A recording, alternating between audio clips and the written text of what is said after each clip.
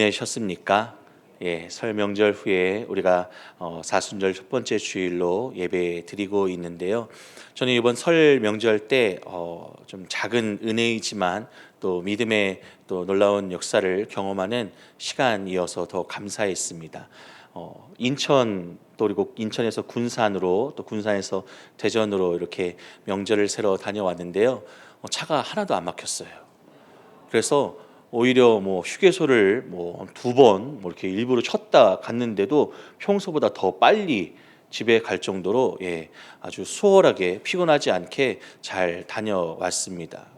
이것도 은혜지만요. 제가 나누고 싶은 잠깐의 은혜가 있다면, 저는 이제 대전 성산에 와서 우리가 함께 기도하면서 믿음으로 선포하는 그런 일들에 좀 많은 감동을 받았습니다. 그래서 그래, 믿음으로 선포하자. 내가 믿음으로 선포하고 돌파하자. 내게 생긴 문제를 하나님을 정말 신뢰하고 의지하는 그 믿음을 갖고 한번 승리해 보자라는 그런 마음을 갖고 때때로 내게 주어진 문제에 믿음으로 고백하고 선포합니다. 이번 인천 가고 대전을 가는데 저희 부모님 사시는 그 아파트 단지가 이렇게 크지 않아서 주차 공간이 없습니다. 그래서 항상 갈 때마다 주차난이에요. 주차를 할 데가 없어서 짐을 들고 이렇게 올라가고 하면요, 6층인데 6층에 엘리베이터가 없어요. 옛날 아파트라서요. 걸어 올라가야 됩니다. 그래서 인천 갔다 오면 건강해집니다. 근데 이제 그러면 차라도 좀 가까운데 문 앞에 딱 대고 짐 들고 올라가면 얼마나 좋아요. 근데 차를 주차할 데가 없으니까 상상도 할 수 없죠. 기대도 할 수 없는데 그날은 그래, 믿음으로 선포해야 되겠다. 그래서 운전하면서 집이 가까이 오길래 제가 막 선포했습니다. 주차 자리가 있습니다. 없던 자리도 생깁니다. 제가 도착하면은 바로 차 한 대가 빠집니다. 하면서 막 선포했더니 제 아내가 옆에서 웃더라고요. 되겠냐 이거예요. 상황을 아니까요. 제가 아니야 막 믿음으로 막 선포하면서 주차자리 있습니다 하면서 막 자리가 생깁니다. 없던 자리도 생깁니다 하면서 갔어요. 있을까요, 없을까요? 없었습니다. 문 앞에는 없었어요. 근데 그래도 한 15m, 20m 걸으면 그래도 멀지 않은 곳에 다행히 그 주차할 자리가 하나 있더라고요. 그래서 주차를 딱 하고 짐을 들고서는 딱 집 앞에 올라가려고 들어서는데 그때 바로 집 앞에 있던 차가 삑삑 하면서 차를 빼는 거예요. 그래서 아이고, 하나님은 예비하셨는데 내가 5분 일찍 왔구나. 그 신호 주황색으로 바뀔 때 빨리 집에 가고 싶어가지고 좀 속도를 냈는데 그 주황색으로 바뀔 때 쓸 걸. 그랬으면 딱인데 하나님은 예비하셨는데 제가 급했습니다. 그래서 그래, 이번에 대전이다. 대전에 들어가면서 또 기도를 했죠. 주차 자리가 있습니다. 어머님이 벌써 이미 여기 주차할 데 없으니까 딴 데서 주차하고 오라고 연락을 하셨어요. 근데 그래도 일단 들어가. 주차 자리 있습니다. 없던 자리도 생깁니다. 제가 도착하면 다른 차가 빠집니다 하면서 갔어요. 어머니 저 앞에 서 계신 거예요. 어떻게 하고 계셨을까요? 안녕 어서 와가 아니라 없어. 주차 자리가 없어 그러시는 거예요. 갔더니 정말 없더라고요. 그래서 실망하고 차를 돌려서 나오는데 앞에 길을 다른 차가 막고 있는 거예요. 마주보고. 그래서 저 차 왜 또 막고 있어. 빨리 들어가 쉬고 싶은데. 하지만 또 대전 사람 아닙니까? 어떻게 해야 돼요? 느긋하게 넉넉한 마음으로 빵빵거리지 않고 기다리고 있었습니다. 그래, 언제 빼냐? 근데 여러분 놀라지 마십시오. 갑자기 옆에 있던 차가 삑삑. 할렐루야. 급하게 와서 급하게 빠져나가서 주차 못할까 봐 하나님께서는 이 급한 마음을 진정시키고자 앞에 차를 막아서시고 믿으시죠? 저는 믿습니다. 하나님께서 그렇게 하셔서 주차 자리를 또 수월하게 확보하고 주차할 수 있었습니다. 별일 아닌 것 같잖아요. 근데 얼마나 크게 감동이 되는지, 그래, 이렇게 믿음으로 선포하는 거야. 그리고 하나님께서 분명히 이루실 것을 기대하는 거야. 이런 뭔가 부푼 마음들이 생기는 거예요. 그래서 오늘 저도 선포하려고 합니다. 오늘 말씀을 듣는 우리 성도님들 심령 가운데 주의 놀라운 역사가 일어납니다. 말씀을 듣고 30배, 60배, 100배 열매를 맺습니다. 저만 잘하면 됩니다. 자, 오늘 함께 말씀을 나눕니다. 서두가 길었죠? 여러분, 인생에서 가장 큰 위기가 무엇이라고 생각하시나요? 건강을 잃는 것, 사업에 실패를 하거나 큰 돈을 잃어버리는 것, 아니면 사랑하는 사람을 떠나보내는 것이나 이별하는 것, 이런 것들이 아마 인생의 가장 큰 위기가 아닐까 싶습니다. 저도 인생의 가장 큰 위기를 겪었던 때를 떠올려 보니까 많이 있었는데, 그래도 가장 첫 번째, 기억에 남는 첫 번째 위기가 언제인가 보니 군입대를 해서 훈련소에서 훈련병으로 첫 사격을 할 때였어요. 첫 사격을 어떤 사격을 하냐면 영점 사격을 합니다. 이 영점 사격이 뭐냐면 내게 주어진 이 총과 내 눈을 맞추는 거예요. 그래서 관역을 대고 총을 쏴서 이 총 관역에 맞은 그 그 탄착이라고 하죠. 탄착군을 이제 이렇게 조절을 해가지고 눈과 총을 이제 하나로 맞추는 그런 작업을 합니다. 9발을 쏘거든요. 3발씩 3번씩 9발을 씁니다. 제가 군대에서 총을 땅에 썼습니다. 9발 중에 몇 발을 맞췄을까요? 9발 전부요? 감사합니다. 믿음이 좋으시네요. 한 발도 못 맞췄습니다. 관역은 있다만 한 발도 안 맞아 있는 거예요. 여러분, 군대에서 총을 쐈는데 관역에 한 발도 안 맞으면요, 그날은 잠을 못 잡니다.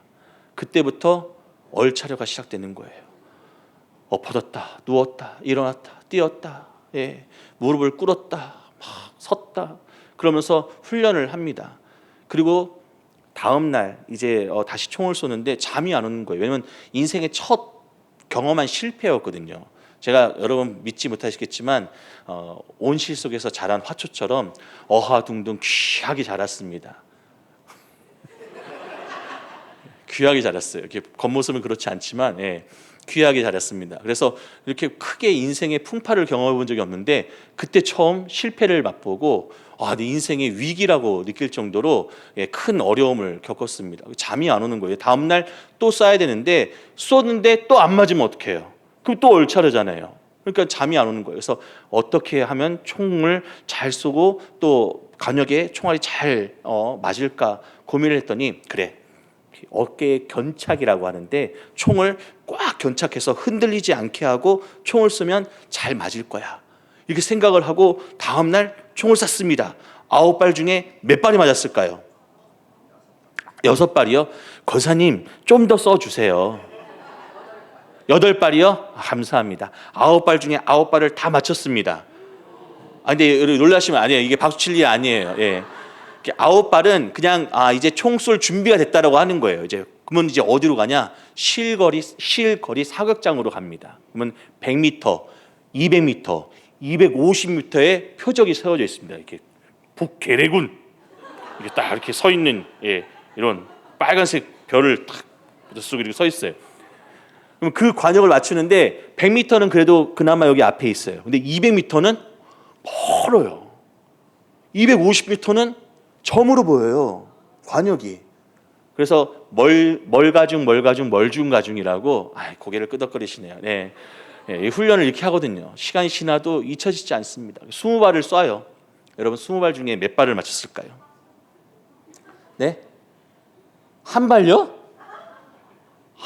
우리 성도님들이 저를 어떻게 생각하시는지 20발 중에 20발 만발 맞춰주신 줄로 믿으시기를 바랍니다. 믿어주시기를 바랍니다. 이런 자랑을 하려고 한 건 아니고요. 그때가 인생의 첫 어떤 위기, 어떤 그 시간이었던 것 같습니다. 그러니까 위기를 경험하니까 잠이 오질 않더라고요. 내게 왜 이런 문제가 생겼지 고민하고 이 문제를 어떻게 해결할 수 있지 생각하고, 그리고 방법을 모색하는데 잘 떠오르지 않고 어려웠습니다. 마음이 너무나 무겁고 힘이 들더라고요. 저는 여러분이 성도님이 생각하시기에 가벼운 위기다, 문제라 생각할 수 있겠지만 당시에는 심각한 문제였어요. 근데 앞서 말씀드린 것처럼 우리가 인생을 살아가면서 굉장히 큰 위기를 다양하게 경험할 수 있는데요. 물론 이 모든 것들 우리 삶을 뒤흔드는 그런 고통스러운 일일 수 있습니다. 그러나 오늘 본문은 우리에게 그보다 훨씬 더 근본적이고 치명적인 위기가 있다라고 말씀하고 있는데요.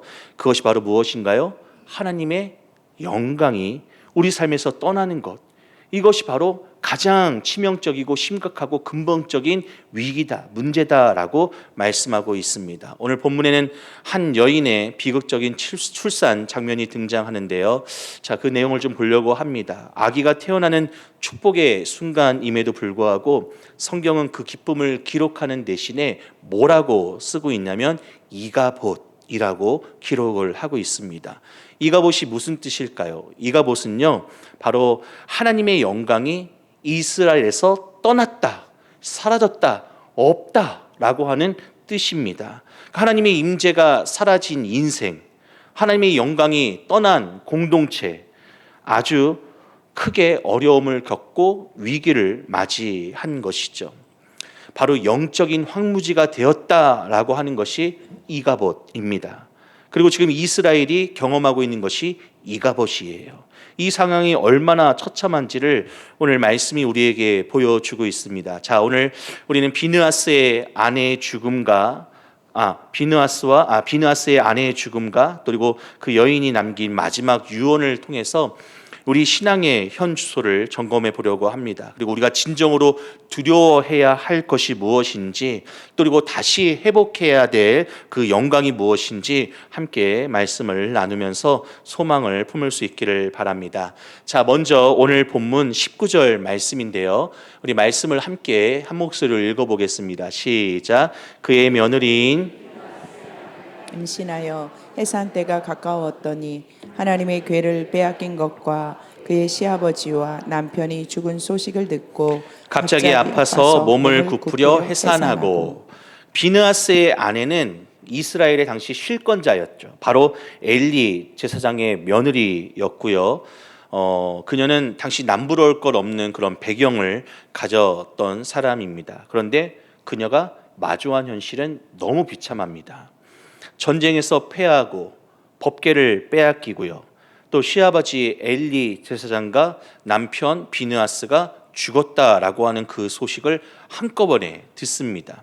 성경은 이 비느하스의 아내인 그녀가 이 소식을 듣고 갑자기 몸을 굽혀서 해산했다라고 기록을 합니다. 근데 여기서 갑자기라고 하는 이 말, 그녀가 갑자기 감당할 수 없는 영적인 또 심리적인 충격이 너무나 커서 육체적으로 한계를 경험하고 무너졌다라고 하는 그런 의미인 것이죠.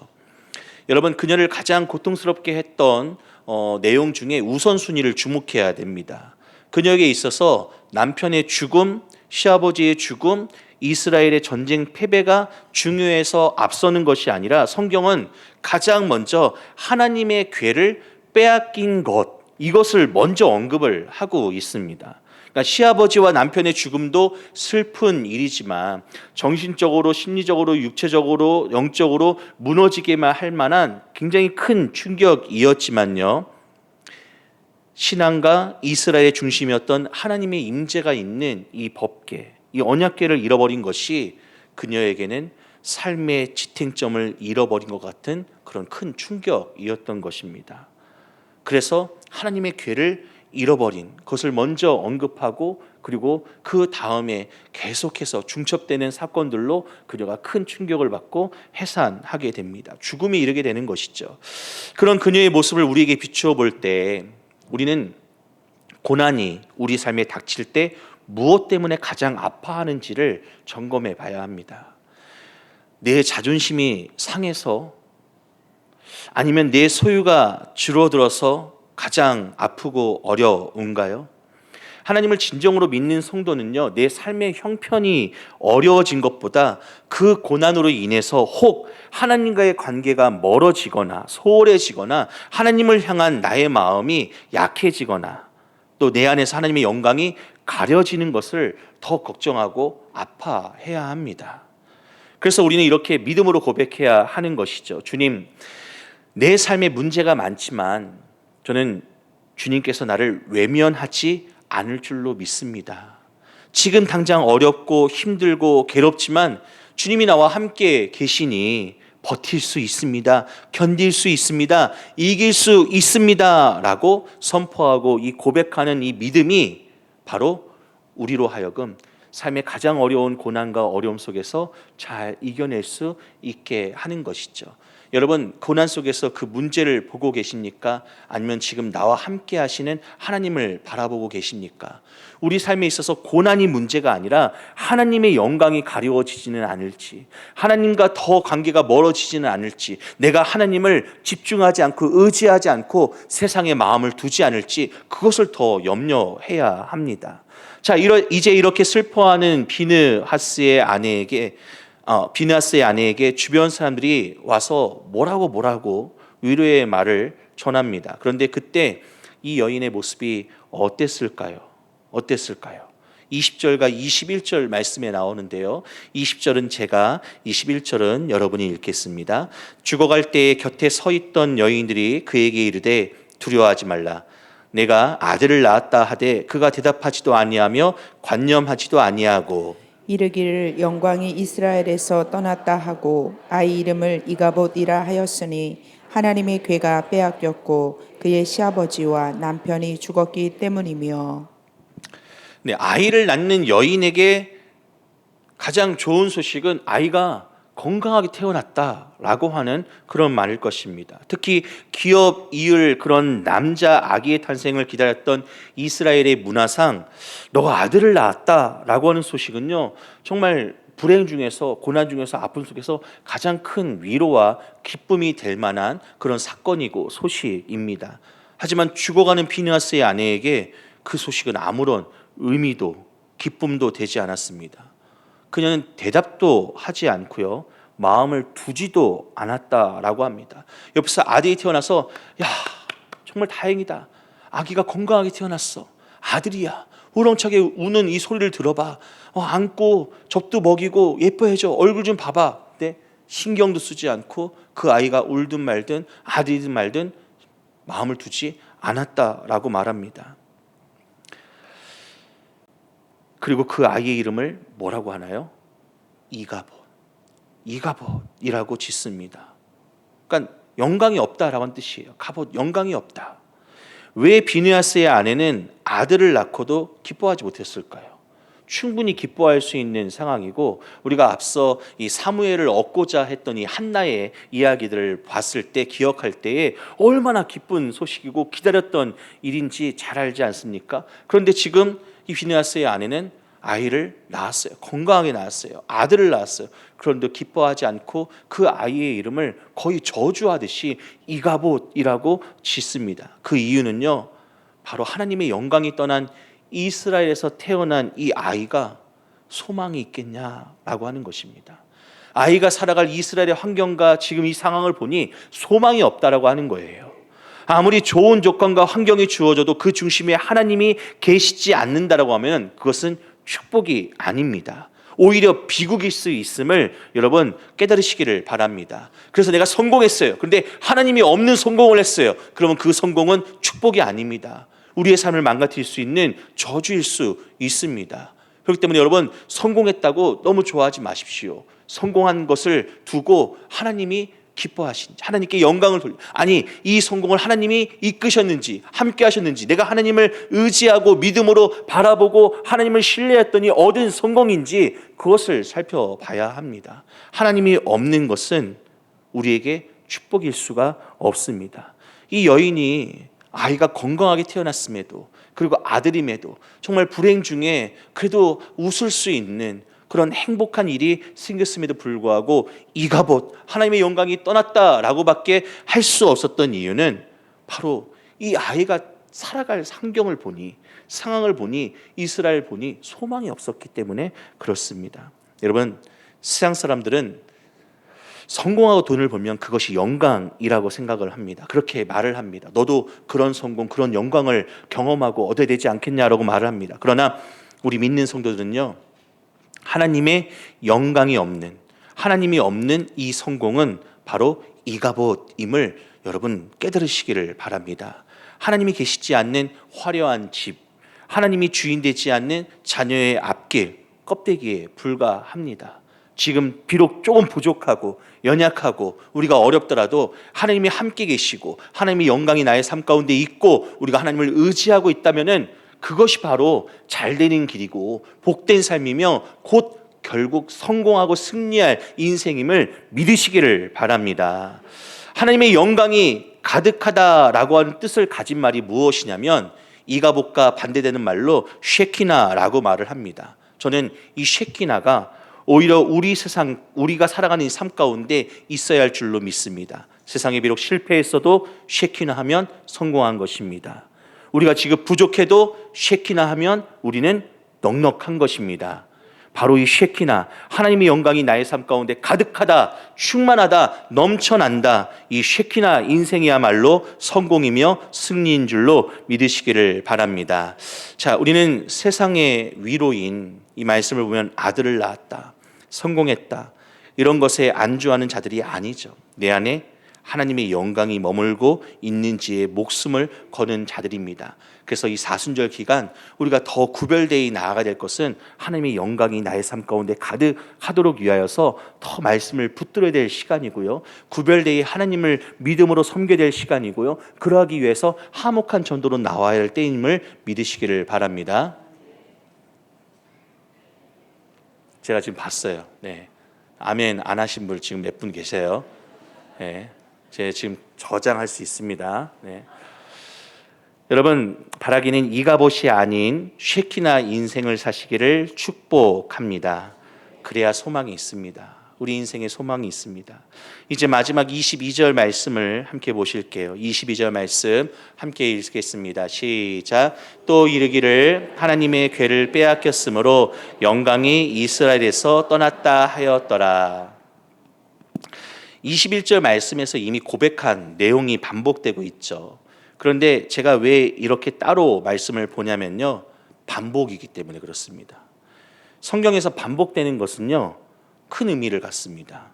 그것도 한 생명이 죽어가면서 반복해서 이가봇, 하나님의 영광이 떠났다, 이스라엘 사라졌다라고 유언했기 때문에 중요합니다.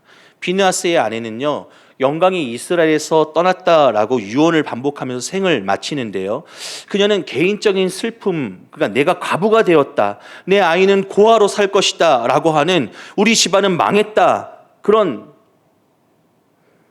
그래서 너무나 비통하고 괴롭다 하면서 죽어간 것이 아닙니다.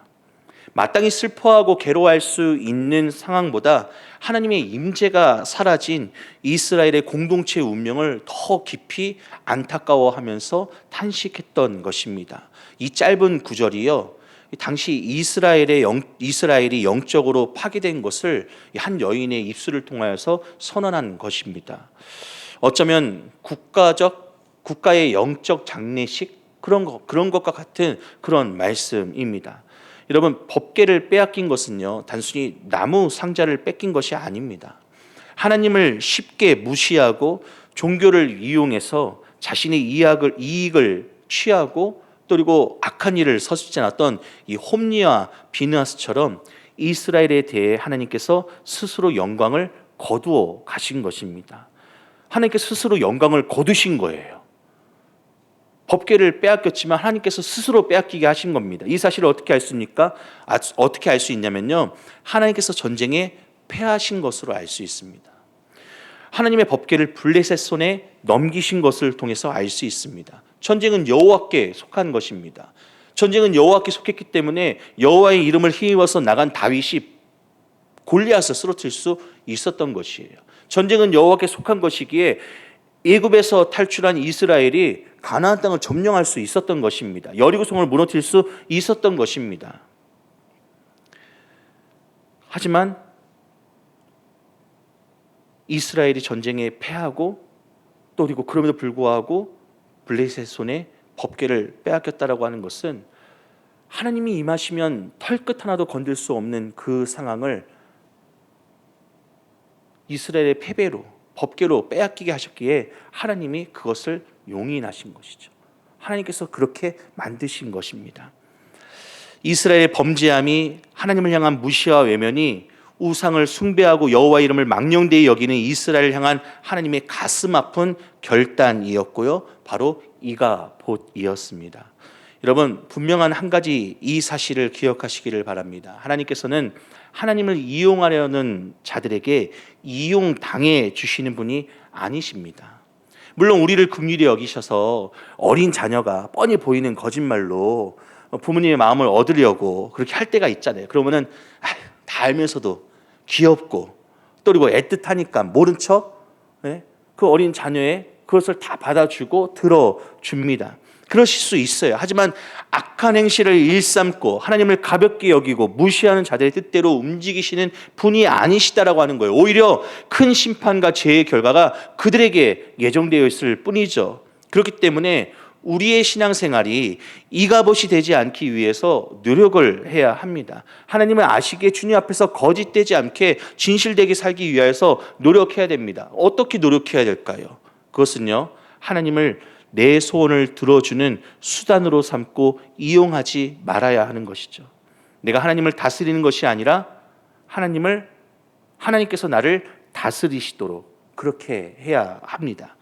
우리가 진정으로 하나님을 하나님답게 대접해 드릴 때에 하나님의 영광은 우리 삶에 머무르고요, 우리를 빛나게 하실 것임을 믿으시기를 바랍니다. 그런 의미에서 저는 오늘 말씀의 결론을 이렇게 맺고 싶습니다. 이가봇을 넘어 에베네셀로. 여러분 따라해 보시죠. 이가봇을 넘어 에베네셀로. 네, 오늘 말씀은 매우 어둡고 비극적으로 끝이 납니다. 엘리 제사장의 며느리이고 비느하스의 아내인 한 여인의 죽음과 영광이 떠났다라고 하는 그런 선언으로 사무엘상 4장이 마무리가 돼요. 하지만 성도 여러분, 여기서 끝이 아님을 기억하시기를 바랍니다. 이가봇의 시대는 이스라엘이 철저히 낮아지고 회개할 때에 훗날 사무엘을 통해서 에베네셀, 무슨 뜻이에요? 하나님이 여기까지 우리를 도우셨다, 이 시대로 극적인 변화를 경험하게 됩니다. 하나님의 영광은요, 영원히 떠나신 것이 아니라 더러워진 그 성소를 청소하고 계셨던 것입니다. 이제 다음에 이어지는 사무엘상 5장의 말씀만 보더라도 그렇습니다. 하나님의 언약궤를 빼앗아간 블레셋 평안했을까요? 승리 도취해서 막 좋았을까요? 아니요, 그럴 수 없었습니다. 그들이 볼 때 이스라엘 여호와 하나님이 전쟁에서 패배했다, 와, 그 위대한 하나님을 우리가 이겼다, 그 가나안 땅을 정복했던 이스라엘을 우리가 물리쳤다, 이렇게 말할 수 있었지만요, 하나님께서는요, 블레셋 땅에서 우상을 무너뜨리시고 진정 살아계신 전능한 하나님이 어떤 분이신지를 그 현장에서, 그 중심에서 보여주십니다. 증명하시죠. 사랑하는 성도 여러분, 우리는 분명 이가봇의 자리에서 한 걸음 나아가 이제는 쉐키나, 하나님의 영광이 가득하고 에베네셀, 여기까지 도우시는 하나님의 놀라운 그 은혜를 경험해야 합니다. 그래서 그러하기 위해서 그 몇 가지를 기억해야 되는데요. 짧게 먼저 나의 영적 위기를 점검해야 돼요. 내 삶의 기도가 멈추고 말씀의 감격이 사라진다면, 아무 감동도 없고 기도가 안 나온다면 그것이 바로 이가봇의 위기구나라고 깨달으셔야 됩니다. 그러니까 환경의 어려움에 좌절하고 낙심하는 것이 아니라 하나님의 영광이 나를 떠났을까 두려워하는 이런 영적 메마름을 더 무서워하는 성도가 되시기를 바랍니다. 점검하고 난 다음에 어떻게 해야 될까요? 그럼 이제는 껍데기 신앙에서 벗어나야죠. 점검하는 것으로 끝나면 안 됩니다. 지금 내가 이가봇의 위기에 있구나라고 끝나는 것이 아니라 지금 내가 이런 위기에 있으면 벗어나야죠. 껍데기 신앙에서 벗어나야 됩니다. 지난 말씀의 내용들을 통해서 이스라엘의 잘못이 무엇인지 우리가 알았잖아요. 바로 하나님의 법궤만 들고 나가면 이길 줄 알았던 거예요. 그럼 미신적으로 램프의 요정처럼 비벼서 언약에서 하나님 뻥 나와서 전쟁을 이기게 해주십시오, 이렇게 할 수 없는 것이잖아요. 이런 신앙의 어리석음을 버려야 합니다. 하나님과의 인격적인 사귐이 없는 모든 신앙생활은 무익합니다. 이번 사순절 기간 십자가의 은혜를 가슴에 아로새기시고요, 주님과 더욱 친밀해지는 기회로 삼으시기를 바랍니다. 오늘 다시 주님의 십자가 앞으로 나아가 하나님의 임재, 쉐키나를 뜨겁게 경험하시기를 바랍니다. 이제 점검하고 그리고 껍데기 신앙에서 벗어나면 마지막으로 이제 다시 영광을 구해야죠. 영광을 구해야 합니다. 세상이 주는 즐거움이 눈이 멀어서 하나님의 영광을 놓치지 마시고요, 우리는 다시 하나님의 영광이 나의 가정에, 우리 교회에, 나의 일터에 가득하게 하옵소서라고 간절히 기도해야 합니다. 비록 지금 우리 삶의 한 부분이 이가봇처럼 소망 없어 보일 수도 있어요. 그럴 수도 있습니다. 하지만 우리가 다시 한번 겸손하게 무릎 꿇으면요, 하나님은 떠나갔던 영광을 다시 회복시켜 주실 것입니다. 그리고 그 영광을 회복한 우리 삶에 여기까지 우리를 도우신 에베네셀의 하나님, 은혜의 하나님을 크게 경험할 줄로 믿으시기를 바랍니다. 그 영광의 회복을 맛보는 우리 모두가 될 수 있기를 예수 그리스도의 이름으로 간절히 축복합니다.